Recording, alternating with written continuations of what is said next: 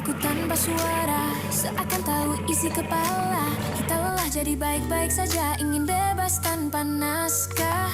Pegang tanganku jangan lepas, kita lari sebelum pagi menyergap. Biarkan kota ini tertinggal, aku dan kamu cerita yang nakal. Halo guys, welcome back to my channel Bukan Anak TV. Kali ini kita akan mengupas satu film berbau mistis, kisah seorang gadis yang dinodai, dikecewakan, dan difitnah, lalu dibunuh beramai-ramai, rumahnya dibakar, orang tuanya disiksa, tak dihargai. Film ini mendapatkan nominasi untuk aktris terbaik, yaitu Susana, pemeran pembantu terbaik, yaitu Wende Mochtar, penyunting terbaik, penata artistik terbaik, dan sinematografi terbaik dalam Festival Film Indonesia di tahun 1982. Ratu Ilmu Hitam adalah film Indonesia rilis di tahun 1981 dengan disutradarai oleh Imam Tantowi dan dibintangi oleh Susana dan Alam Nuari di suatu desa yang mencekam yang selalu dihantui ketakutan. Setelah tragedi pembantaian terhadap Murni, gadis desa yang dituduh sebagai tukang tenung, tukang santet oleh menantu kepala desa tersebut. Menantu kepala desa tersebut ini adalah Kohar, mantan pacarnya Murni. Murni adalah gadis desa yang ditinggal kawin kekasihnya. Dia dicampakkan setelah kesuciannya direnggut oleh Kohar. Nah, bener kan? Kohar tak hanya dicampakkan, disakiti, dihianati, dia juga difitnah sebagai dalang keonaran di pesta perkawinan mantan kekasihnya yang menikahi anak seorang lurah. Murni dituduh menjadi tukang tenung. Jadi ceritanya guys, di pesta perkawinan ini, si calon mempelai perempuannya ini melihat Kohar ini seperti hantu. Dan banyak ular di situ, dan pikir si Kohar ini adalah perbuatannya Murni telah menyantet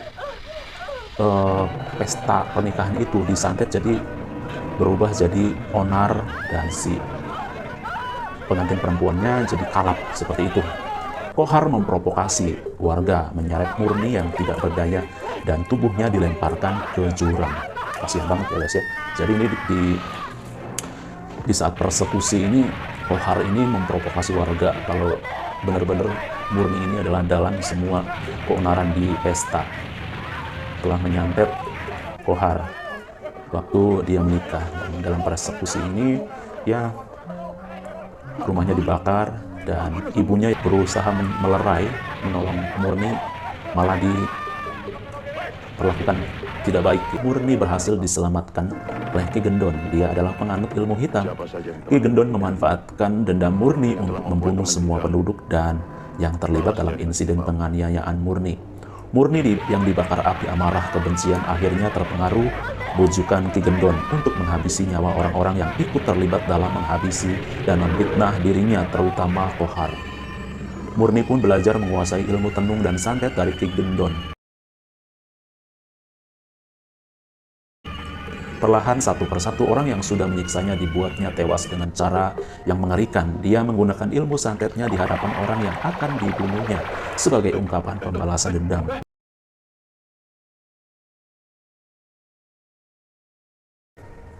Dan satu persatu yang merasa ikut terlibat merasa ketakutan dan berujung tewas dengan mengerikan.